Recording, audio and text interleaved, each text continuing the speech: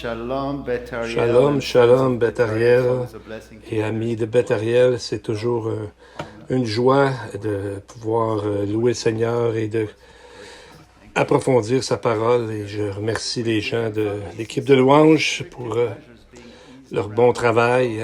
Alors que nous voyons que présentement, à l'entour du monde, il y a des restrictions qui sont en train de s'enlever tranquillement et j'ai très hâte la semaine prochaine qu'on va pouvoir se rencontrer encore à moitié de capacité, mais quand même, et qui sait si jamais on pourrait être ouvert complètement. C'est jamais, on espère ça.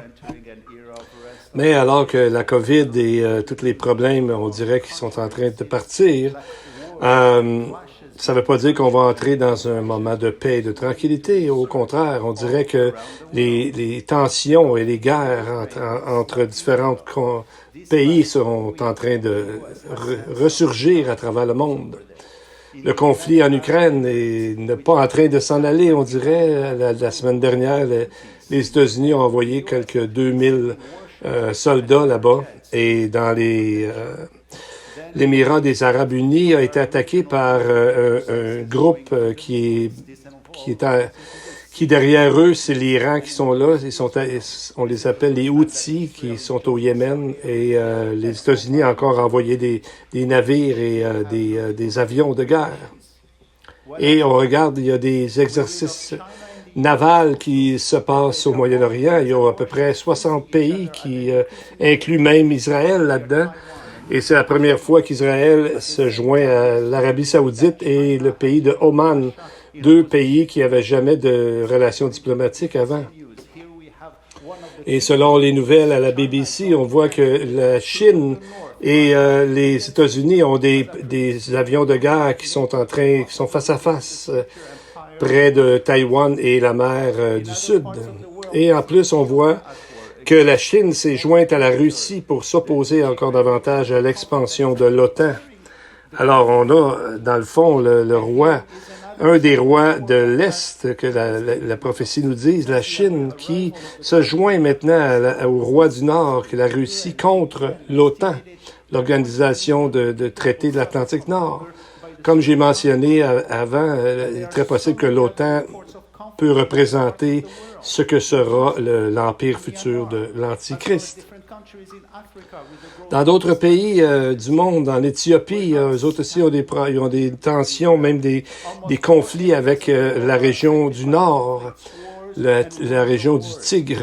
Et les talibans sont en Afghanistan. Et la semaine passée, l'Organisation des Nations Unies a estimé qu'il y a 23 millions de personnes qui vont souffrir de la famine d'ici au printemps. Et on voit le texte, Jésus en a déjà parlé dans Matthieu 24, verset 6. « Vous entendrez parler de guerre et de bruit de guerre. Gardez-vous d'être troublés, car il faut que ces choses arrivent. Mais ce ne sera pas encore la fin.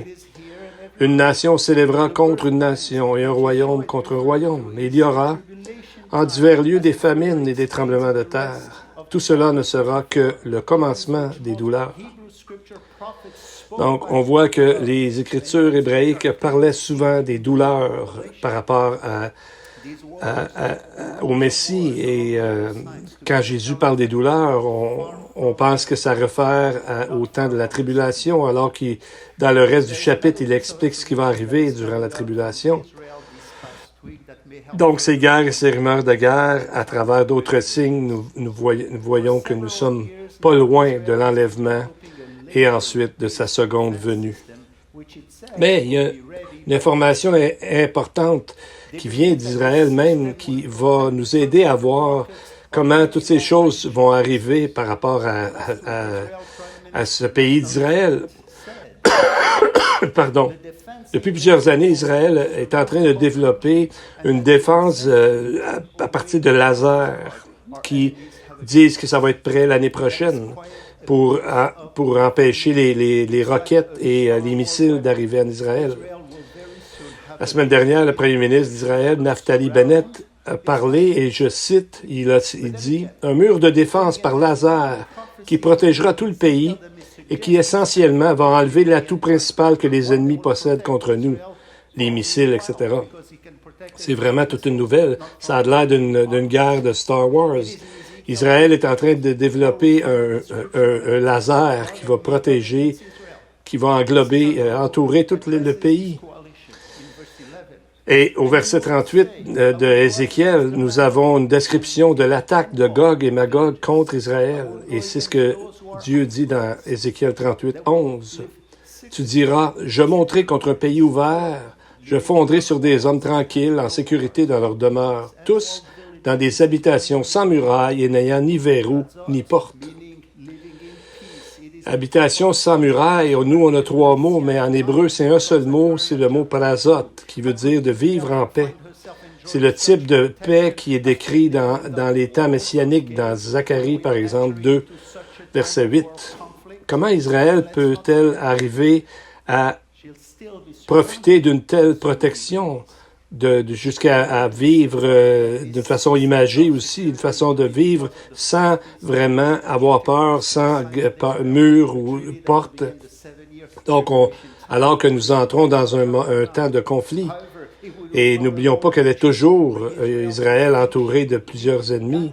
Mais on dirait qu'à cause de les lasers qu'ils vont développer, ils vont avoir un sentiment de paix et de sécurité, alors qu'ils sont encore tous entourés et tous les ennemis sont entourés, sont en train d'entourer Israël. Donc, c'est peut-être une façon aussi d'ajouter au fait que, vous savez, on dit souvent que lorsqu'ils vont faire un traité de paix avec Israël, mais il n'y a pas juste ça. Probablement qu'à l'interne, ils vont se croire maintenant protégés. Au lieu de se fier à Dieu qui les protège depuis longtemps, ils vont se fier à ce laser-là. Donc, c'est important de voir les choses qui se passent dans le monde en comparaison avec les choses des prophéties qui nous disent. Alors, prions pour nos enfants maintenant, comme notre tradition.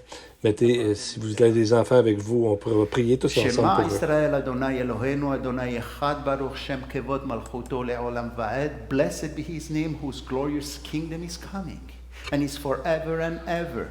Avinu Malchenu, our Father and King, we lift up our voice in worship to you, Lord, bringing our families and children to your throne.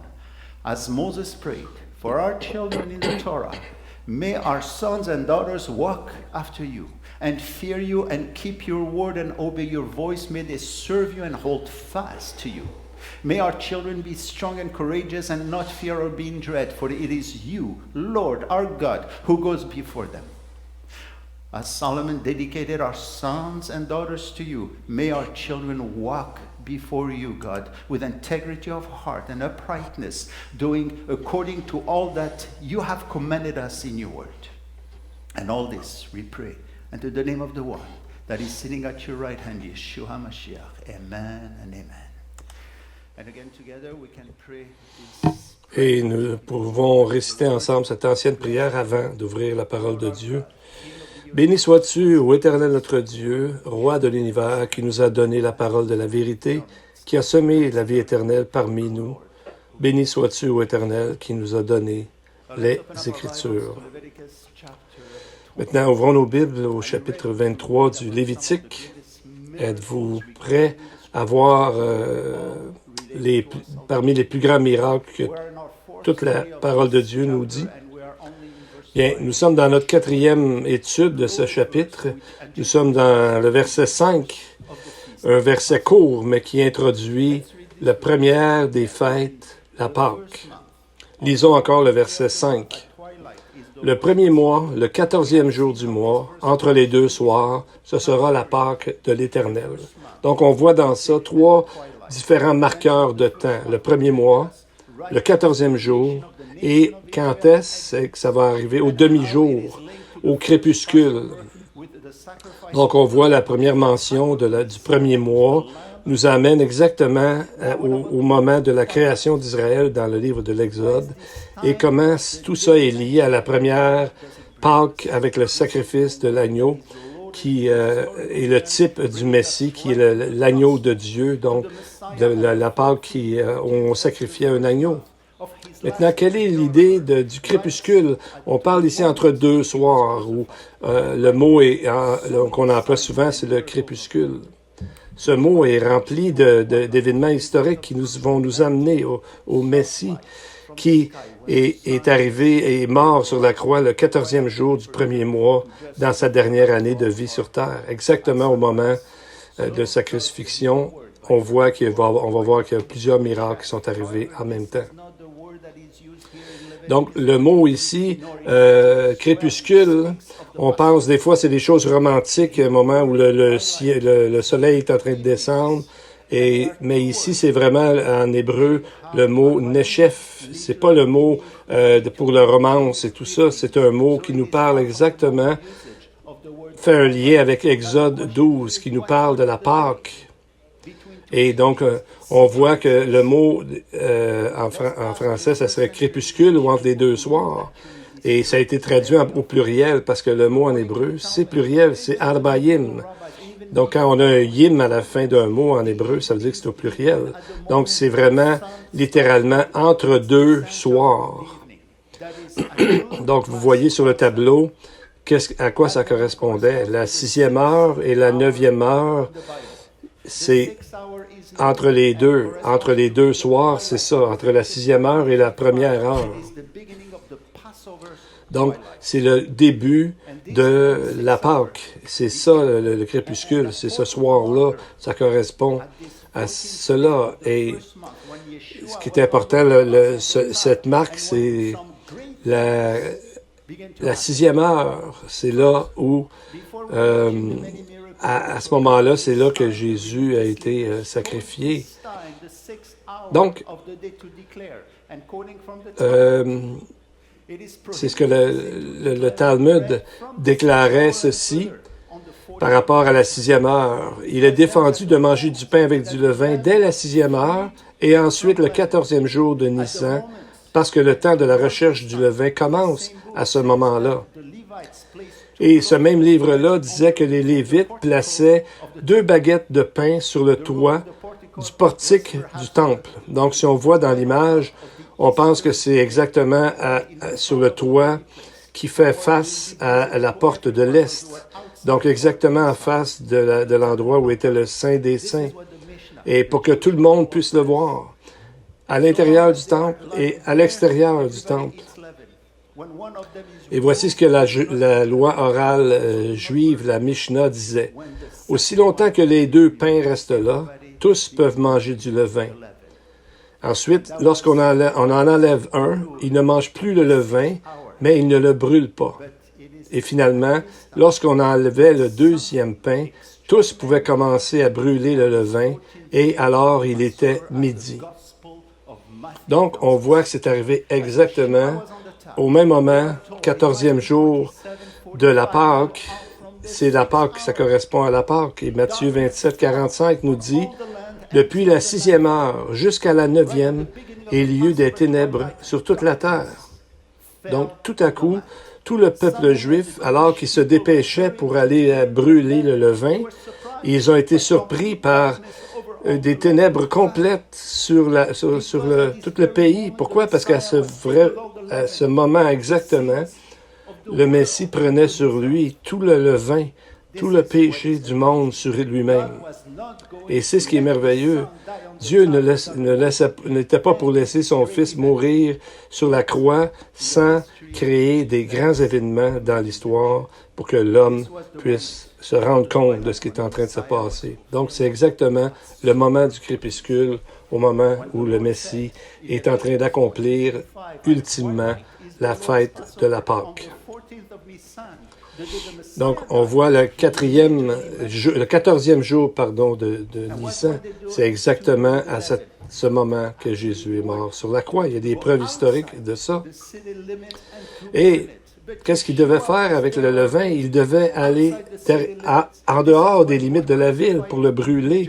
Mais Jésus était déjà là, en dehors de la ville qui a été crucifiée, que les textes nous disent, pour faire exactement ça, pour prendre sur lui tout le levain, tout le péché du monde entier.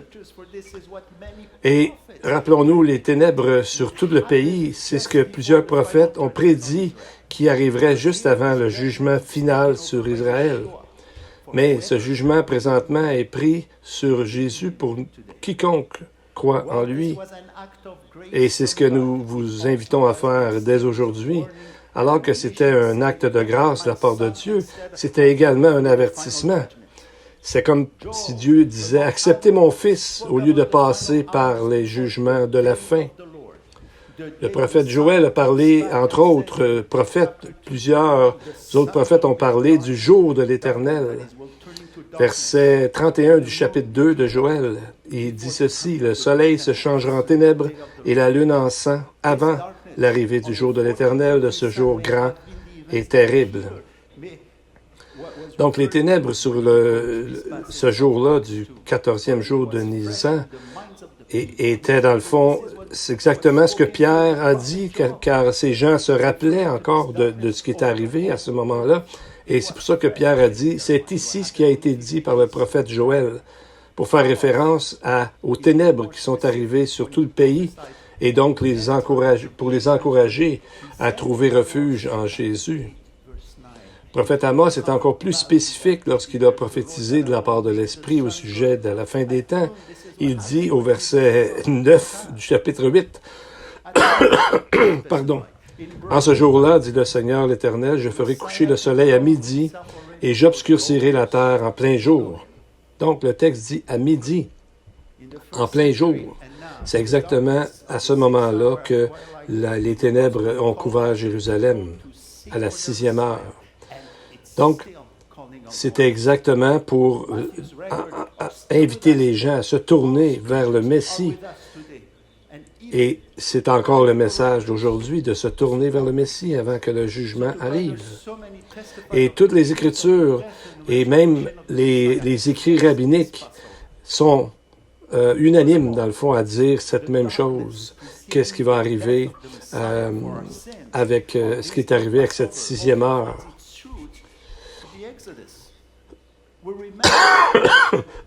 Pardon. Et ces ténèbres qui précèdent la mort du Messie pour nos péchés au jour de la Pâque trouvent racine dans le livre de l'Exode. Vous rappelez-vous qu'il y avait eu 10 plaies sur les Égyptiens juste avant qu'Israël soit délivré. 10 plaies parce que leurs principaux dieux en Égypte, il y en avait 10 pour montrer l'absolue souveraineté de Dieu. C'est ce que Dieu leur a montré. Mais rappelez-vous, est-ce que vous vous rappelez les 2 dernières plaies? La dernière plaie, c'était la mort de tous les premiers-nés, humains comme bétail. Donc, c'est ce qui a fait que les Israélites ont été délivrés. Donc, de la même façon que Dieu a donné son Fils unique sur la croix, à la Pâque, au 14e jour de Nissan pour le salut d'Israël et du monde, la même chose, le même parallèle peut se faire. Mais quelle était la plaie, la 9e plaie juste avant? Comme dans les évangiles, ça précède le jugement qui a tombé sur le premier-né. La 9e plaie, c'était les ténèbres sur toute la terre de l'Égypte.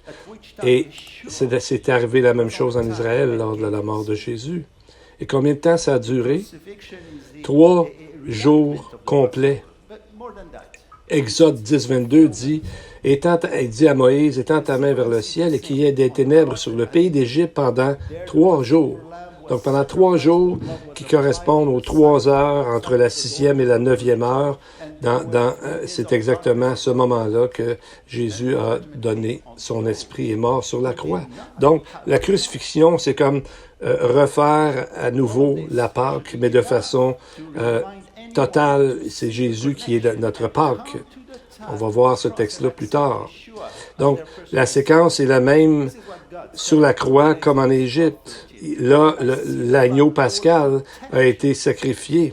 Alors, on mettait le sang sur les poteaux et le linteuil de la porte. Et c'est là que le jugement a tombé. Pardon, dans Exode 12, 13, Dieu dit je verrai le sang et je passerai par-dessus vous. Il n'y aura pas de plaie qui vous détruise quand je frapperai le pays d'Égypte. Donc, c'est exactement faire le parallèle à midi entre les 2 soirs. C'est à ce moment-là que Dieu a fait tous ces miracles au même moment. Donc, c'est vraiment chronologique. C'est arrivé. on voit ici c'était le temps après ces 3 heures de ténèbres, la 6e et la 9e heure, ou 3 heures de l'après-midi, selon notre calendrier à nous, c'était le temps du sacrifice du soir, alors qu'au temple, les sacrificateurs changeaient le pain consacré dans le lieu saint, et en même temps, ils sonnaient des trompettes pour commencer le sabbat, et c'est là qu'ils sacrifiaient le 2e et dernier agneau pour terminer la Pâque. Et c'est exactement à ce moment-là que Matthieu nous dit, versets 50 à 52 du chapitre 27, « Jésus poussa de nouveau un grand cri et rendit l'esprit. Le voile du temple se déchira en deux depuis le haut jusqu'en bas, la terre trembla, les rochers se fendirent, les sépulcres s'ouvrirent et plusieurs corps des saints qui étaient morts ressuscitèrent. » Donc, tout le monde qui vivait à Jérusalem à ce moment-là, les pharisiens, les sadducéens et toutes les autres personnes ont vu ce signe extraordinaire se passer. Donc, on voit, c'était dans le fond des appels de grâce, c'était une invitation divine de l'amour de Dieu. Cela a été envoyé pour les faire réfléchir. Et la même chose aujourd'hui, ça doit nous faire réfléchir. Et tout ce qui se passe dans le monde aussi doit nous faire réfléchir. Et ces choses sont toutes écrites dans la parole éternelle de Dieu. À partir du verset 51, on va voir 4 signes. Premièrement, le voile du temple se déchira en deux, de haut en bas. Et ça, c'est le voile qui séparait la présence de Dieu de tous les peuples, des nations, de chaque individu. Mais, à la mort du Messie, cela a été déchiré pour que tout le monde ait accès, juifs et non-juifs. Et on voit que ça s'est déchiré du haut jusqu'en bas. Donc, ça vient de Dieu. Pardon, parce que seulement Dieu pouvait offrir son Fils sur la croix. Et ça représente exactement de la façon que le Messie est mort. Le livre des Hébreux nous dit qu'à travers le voile, à travers sa chair, Hébreux 10, 20. Donc, on voit que c'est la seule façon d'entrer dans le Saint des Saints, c'est comment? Par le nom de Jésus. Et on nous dit que, la Mishnah nous dit que c'était très épais comme rideau, comme voile. C'était 10 cm d'épaisseur, ou 4 pouces. Pardon. Ça a dû faire tout un bruit quand ça a déchiré en deux. Et tout ça est arrivé durant qu'on sonnait la trompette qui annonçait le sabbat. Et quel sabbat cela a dû être? Deuxièmement, au même moment, la terre a tremblé. Donc, tout le monde pouvait voir qu'il y a quelque chose d'important qui est en train de se passer. Oui, parce que le Fils de Dieu venait juste de donner sa vie pour l'humanité. Troisièmement, les roches se sont éclatées, ils ont brisé en morceaux. Donc, c'est encore plus significatif qu'un tremblement de terre. Mais qu'est-ce que ça veut dire? Le prophète Nahum, verset 5 du chapitre 1, nous dit que c'est un signe de la colère de Dieu. Il dit « Les montagnes s'ébranlent devant lui et les collines se fondent ». Et cette colère sur le Messie était pour que ça tombe sur lui et non sur ceux qui vont croire en son invitation du salut. Et on voit qu'il n'y a pas eu de blessés ou de morts qui a été rapporté pendant ce temps-là parce que ça a tombé sur l'agneau de Dieu qui a tout pris sur lui-même les péchés. Donc, il n'y a pas besoin que d'autres en souffrent à ce moment-là. C'était une invitation aussi et c'est seulement lui a été touché. Pardon, je m'excuse pour tout ça. Le 4e signe est en Matthieu 27, 50, lorsqu'on a vu que les sépulcres se sont ouverts, donc et plusieurs corps des saints qui étaient morts ont ressuscité. Donc, on ne sait pas qui étaient ces gens-là et qui sont allés voir. C'était qui sont allés visiter. Combien de temps ils ont resté à Jérusalem? Est-ce qu'ils sont morts encore une autre fois après? Et surtout, pourquoi est-ce qu'ils sont ressuscités? sûrement pour être des témoins de ce qui est arrivé. Dieu voulait que plusieurs viennent à la fois à travers ce miracle.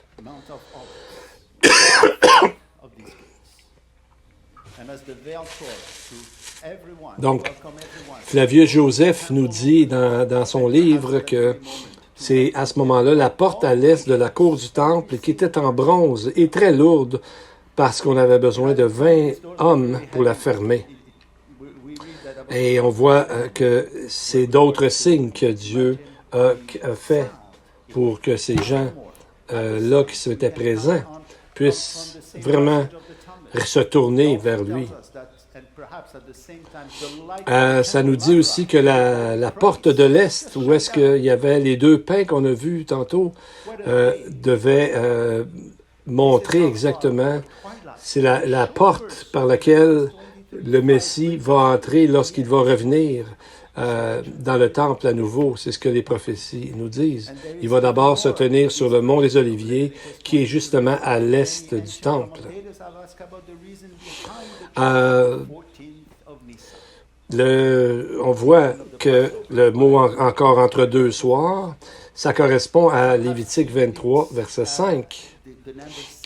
Encore là, ce mot n'a pas été traduit exactement correctement. On voit que le 14 de Nissan, c'est le début de la Pâque.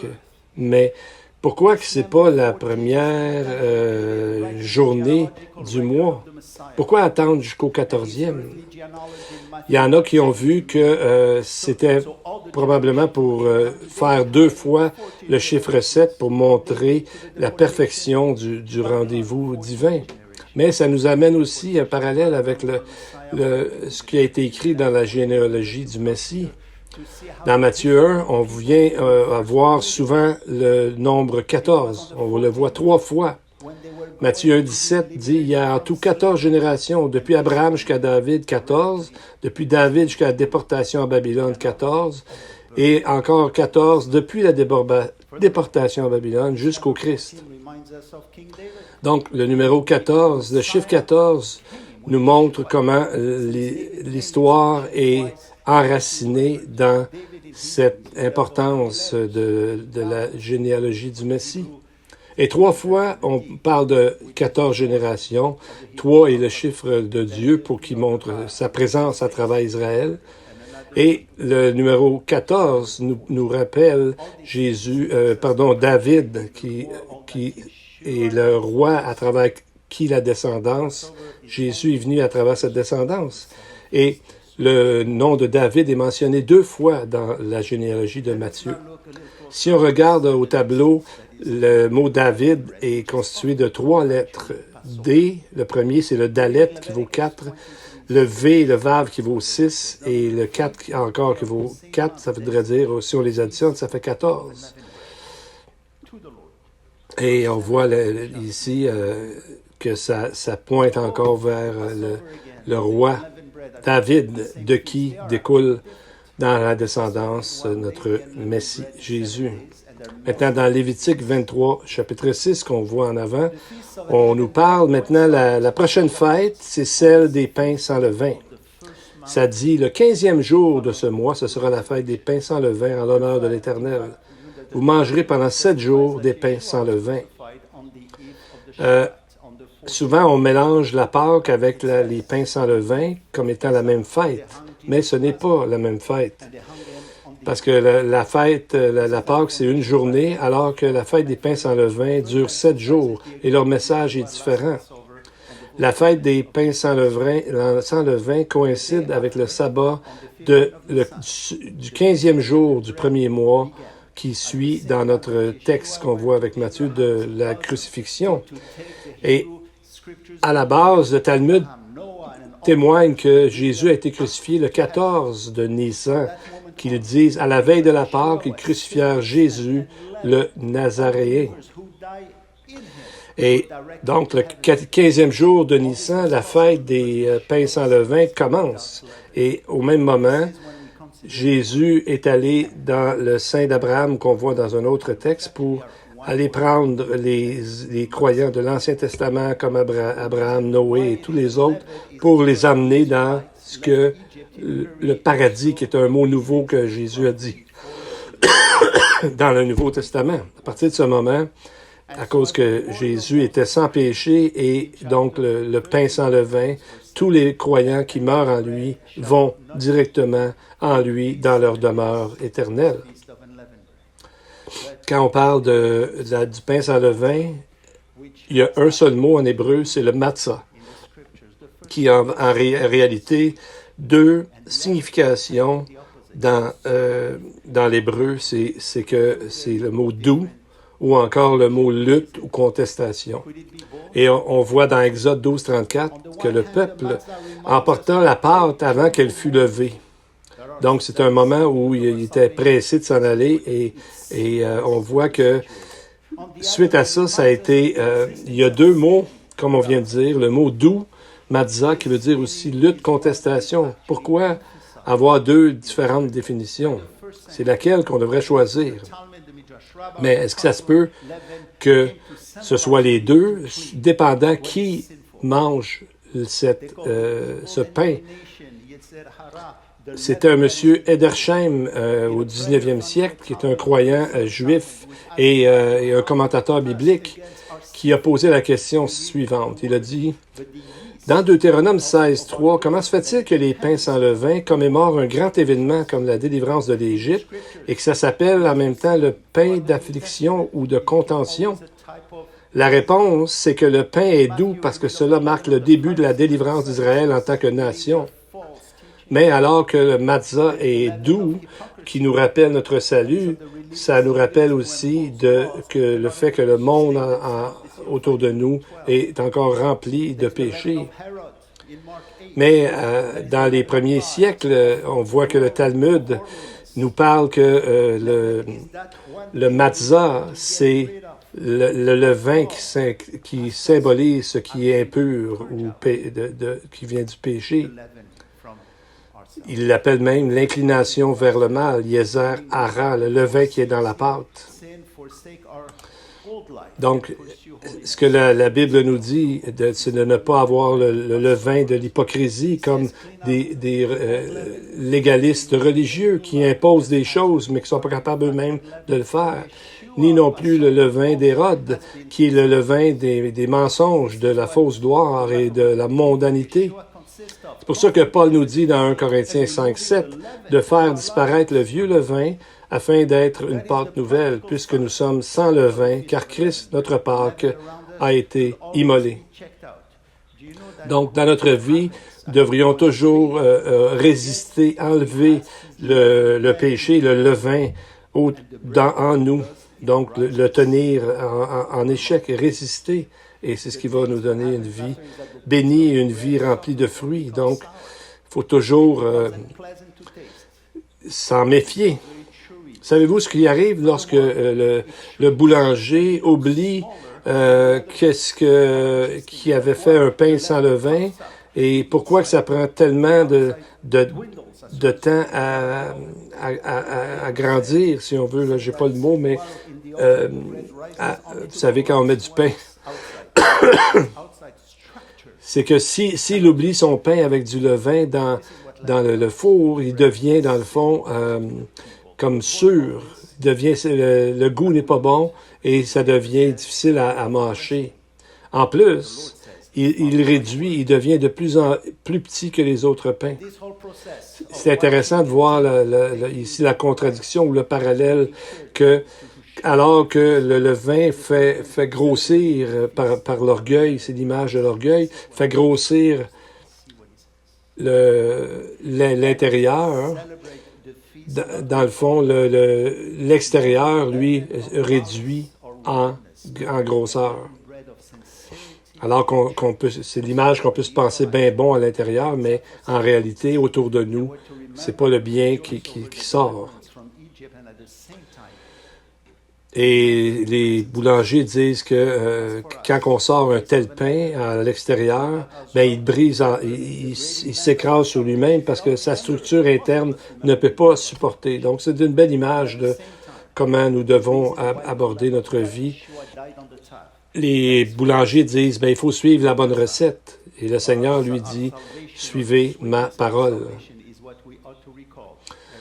Et l'important, c'est de célébrer la fête des pains sans levain en tout temps, pas seulement une fois par année, comme le texte qu'on vient de voir, 1 Corinthiens 5:8, dit « Célébrons la fête, non avec du vieux levain, non avec un levain de malice et de méchanceté, mais avec les pains sans levain de la pureté et de la vérité. » Donc, quand les Israélites ils devaient se rappeler de leur délivrance de l'Égypte, et se réjouir de ça et en même temps de se rappeler la raison de leur délivrance, c'est le péché lui-même. Un peu comme nous, on a été délivrés de notre vie antérieure, ceux qui ont cru en Christ. Donc, et c'est en même temps se rappeler que c'est lui qui a fait tout ça. Et il y a aussi l'important de voir qu'il y a quelque chose qui est vraiment magnifique qui est arrivé, c'est que après tout ce qui est arrivé, le voile qui a été brisé et tout ça, on voit qu'il y a eu d'autres choses magnifiques qui sont arrivées. On a vu que les tombes se sont ouvertes quand Jésus est mort. Les sépulcres s'ouvrirent et plusieurs corps des saints qui étaient morts ressuscitèrent. Vous voyez, mais ça, c'est arrivé seulement après que Jésus lui-même soit ressuscité. Matthieu 27, 52 dit, 52, 53, les sépulcres s'ouvrirent, plusieurs corps des saints qui étaient morts ressuscitèrent. Étant sortis des sépulcres après la résurrection de Jésus, ils entrèrent dans la ville sainte et apparurent à un grand nombre de personnes. Donc, c'est important de voir qu'à partir du 14e jour de Nisan jusqu'au soir du 15e, ça veut dire que les tombes sont comme restées ouvertes. Il y avait des gens qui étaient là, mais les gens ont ressuscité après que Jésus soit lui-même ressuscité, sorti de la tombe. Donc, c'est vraiment significatif quand on considère que les chefs religieux voulaient que le corps de Jésus soit enlevé de la croix parce qu'ils ne voulaient pas souiller le sabbat, comme nous lisons dans Jean 19, verset 31. Dans la crainte que les corps ne restent sur la croix pendant le sabbat, car c'était la préparation, et ce jour de sabbat était un grand jour, les Juifs demandèrent à Pilate qu'on rompît les jambes aux crucifiés et qu'on les enlevât de là. Alors on voit qu'il ne voulait pas souiller le sabbat, mais Dieu s'est assuré que les tombeaux restent ouverts, qui a souillé dans ce sens-là le sabbat encore plus pour faire que les gens se réveillent. Donc, parce que déjà, le sabbat, le vrai sabbat, Jésus avait était dans le fond, il est notre Pâque, comme le texte dit, donc il était déjà vivant, et donc ça changeait tout ce côté-là, parce que lui, en étant vivant, il a sanctifié toutes choses. Donc, après que Jésus a ressuscité, ces gens-là qui étaient morts aussi ont ressuscité et sont allés à travers la ville se montrer à différentes personnes. Pour conclure, on a une autre date qui est importante qui nous amène aussi à un parallèle avec Jésus. Nous avons le 14e jour de Nisan quand il a été crucifié. Le 15e jour était un sabbat. Et le début de la fête des prémices, des pains sans levain. Le 16e jour, c'est alors qu'il a ressuscité à la fête des prémices, que je viens de dire précédemment. Et l'autre jour, c'est le 10e jour du premier mois qu'il faut regarder comme qu'est-ce que ça signifie. Parce qu'avant, le 10e jour est la dernière plaie qui est arrivé au premier-né, et avant que les Israélites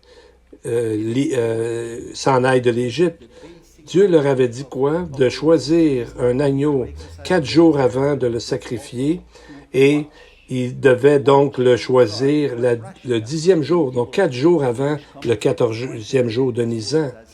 Pour quelle raison est-ce que l'agneau devait être gardé pour 4 jours? Pour suivre le commandement d'Exode 12:6 qu'on voit au tableau. Vous le garderez jusqu'au 14e jour de ce mois, et toute l'Assemblée d'Israël l'immolera entre les 2 soirs. Donc, c'est dans le mot le garderez. En hébreu, c'est le mot mismeret. L'idée de base, c'est d'en prendre grand soin, mais aussi de l'examiner. Et c'est Rashi, un commentateur juif médiéval, qui a dit que ces mots voulaient dire « Vous devrez l'examiner durant 14 jours avant de le sacrifier pour vous assurer qu'il n'y a aucun défaut. » Donc, c'est exactement ce même jour, le 10e jour du premier mois, et c'est là que, quand Jésus était sur cette terre, qu'il venait d'entrer dans Jérusalem, ce qu'on appelle l'entrée triomphale. Mais entre le 10e jour jusqu'au 14e jour du mois, et c'est là qu'il lui-même était examiné. Premièrement, c'était pour montrer que Jésus était le Messie, le roi. Que les autorités l'aient rejeté ou non dans Matthieu 12, ça n'empêche pas que c'est lui qui va quand même être la part qui va régler le problème du péché pour tout le monde. Et ça vient prouver qu'il est le roi Messie. Donc, on voit qu'il a été testé, examiné par les pharisiens, les sadducéens, les hérodiens, Pilate, Hérode et même le diable dans le jardin d'Éden. Et on va voir dans les semaines prochaines comment toutes ces choses-là vont, et ça va nous montrer tout ce que Jésus, notre Sauveur, fait pour nous de façon claire et précise. Alors prions ensemble, si vous voulez. Prions Dieu. Bénissons Dieu.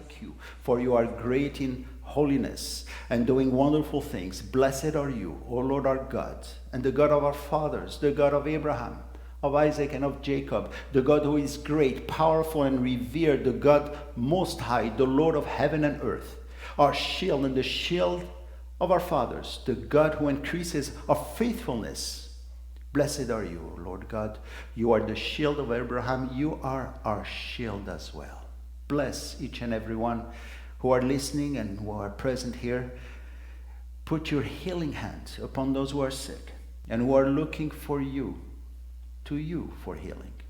Rest your spirit on those who are hurting, who are going through difficult times. Give them hope and joy. Rest your salvation, Lord, on those who desire it. All this we pray in Yeshua's name, and to all the Lord bless you and keep you. The Lord makes his face shine upon you and be gracious to you. The Lord lift up his countenance upon you and give you peace. Amen and amen.